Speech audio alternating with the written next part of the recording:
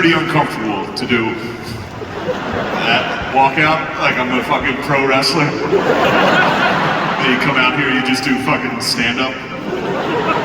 You just go, I'm depressed. My penis is small. I wanted to get to the second verse of that song. It's like, that little faggot. You go, what? I don't know, it's uncomfortable. You gotta pick a song. I picked that. You gotta pick your own. I don't know, it's embarrassing. Every once in a while I'll be cocky. I'll be like, I don't know, play Drake. You just bomb for an hour. And they play it again at the end while you're up here like, I'm really sorry, everybody. Take heed! Like, all right. Intro music in comedy is weird. The best intro song I ever saw was in football. It was in, all right, I'll take up on you. I look like fucking Rosie O'Donnell. I saw my monologue. I'm like, oh, fuck. So I've been working out. I tried to work out a couple times, and I went to, I'm not bragging, I try not to work out in public because it's not because I think like I'm famous or I think I'm famous, but it's like if you're a fat guy working out in public, it fucking blows. We're in Cleveland. I'm sure we got a couple fats in the building. That's a loud roar. But you guys know what it's like. You go to the gym. You haven't been to the gym in fucking forever. You walk into like a Planet Fitness. Walk around, you go, I don't fucking know how to use the Planet Fitness boys. It's for real.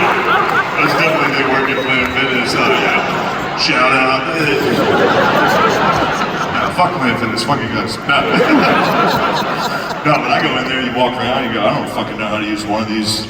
I'm embarrassed to do any of it. I'll just get on the elliptical for 45 minutes. 5 minutes in, I go, all right, I'm gassed. Leave. I've been in there for 10 minutes. Everyone in the gym watched me walk around. So I work out, I'm not bragging, Joe Rogan has a gym in his studio and it's empty, and I get to work out there. Yeah, Joe Rogan's gym,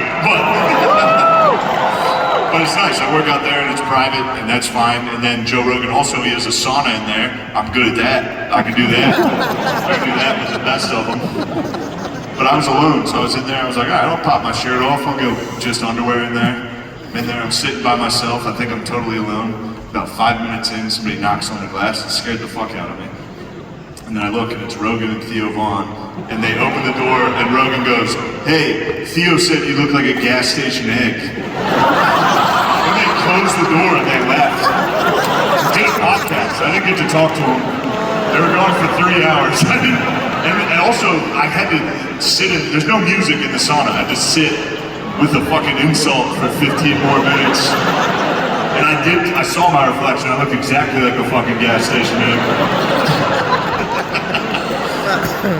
Yo, man, you look like, shut the fuck up. Look like, one of them, like, I don't know, like, No, he's a man, he got me, and I never got to respond.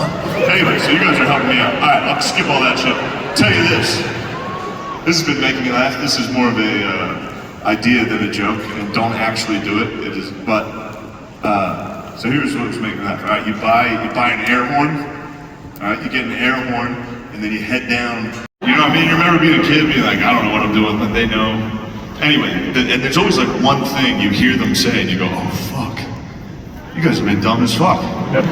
That's what happened to me. So I went home, and I'll tell you this. There was a story I was told my entire life by every adult in my hometown, and the story was, it was about a man who lived near my high school growing up, and there's no easy way to sugarcoat it.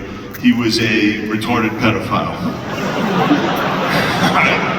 And I know I don't like to say retarded, but once you're a pedophile, I feel like you kind of lose some niceties up front. You know, he was a retarded pedophile. And his name was Mike Myers. Which made it even funnier, like, do I make you horny? But he was a retarded pedophile, and he was not good at his job due to his condition. He was bad. He was a bad pedophile. But no, I bet it was a good time. But the Stonewall Inn is a historic landmark in this country because in 1969, and the funniest year it could have happened The NYPD actually raided the Stonewall Inn because they found out dudes were in there kissing. They were pissed. They were all like, ew, what the fuck? Gross. So one night, a bunch of the cops, they got their fucking billy clubs, they hopped in a paddy wagon, they drove down to the Stonewall Inn, and they broke in and they started hitting all the gay guys that were in there kissing and dancing. But on this particular night, the gay dudes actually fought back and they won. And all the cops were like, dude, shit, treat. It was a big moment in gay civil rights. But we're watching this documentary, like any historical documentary, you know how they always show you like newspaper clippings from the time? Anyway, the headline in the New York Times, the day after the Stonewall Inn riots, the headline was, "Den of Homosexuals Raided." Isn't that funny? I was with my parents and I was still being liberal. I was like, this is how you guys talked about gay people? That's fucking crazy. You guys, this is how you talked about a den? You found a den of them? You call a gay bar a den of homosexual? Like you found a fucking bunch of snakes behind the shed? You found a den of them? Like you lifted up a rock and they're all like, You found a den of homosexuals? That's crazy. This is how you guys talked back then? And my mom was like, Shane, in 1969, your father and I were in 5th grade. We lived in the Appalachian Mountains. We didn't know you could be gay. No one ever told us we didn't know anything about being gay until like college. And I was like, your brother, my Uncle John is visibly gay. I was like, what the fuck did you think John was? And my dad, not joking, drunk, leaned down his recliner and just goes, Shane, we just knew he ran weird. We didn't know there's a word for it yet.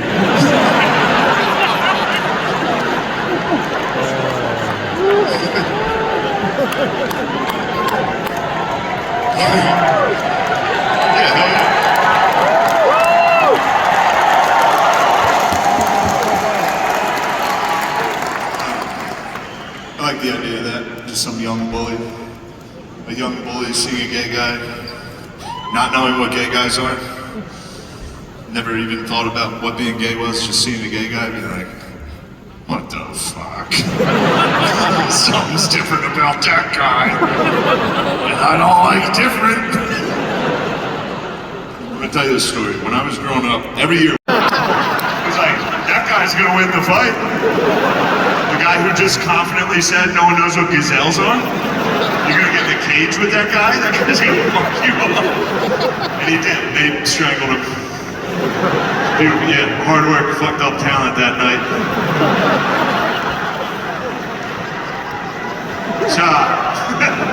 Sorry, I love Nate Davis. Nate, the reason I love Nate so much is he has he's like 5th grade level shit talk.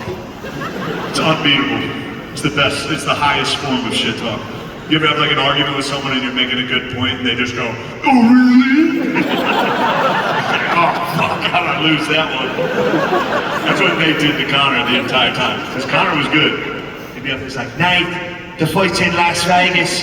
I'm gonna dig 2 skinny fat graves out in the desert for you and your skinny fat brother. He was like, yeah, well, you're gay. The whole crowd was like, oh. Anyway, that's what I liked about Trump Biden, was that exact matchup. Because Trump was the best shit talker in the world, but Joe Biden, steel trap. Can't get in that guy's fucking head for 1 second. And Trump would try, he'd be up there just, what about Ukraine, Joe? What excuse me.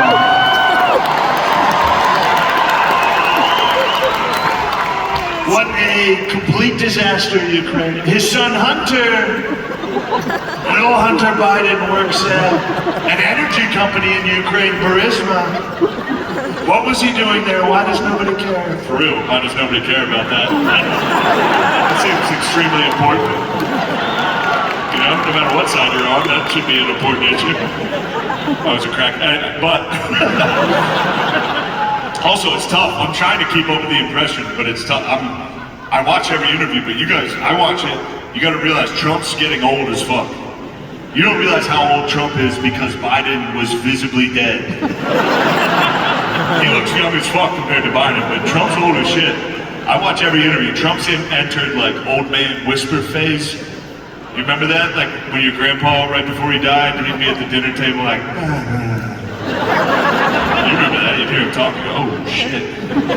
That's what Trump does. Every interview, he's like, "And we told them we're gonna see." No, Biden was passing the fucking rules.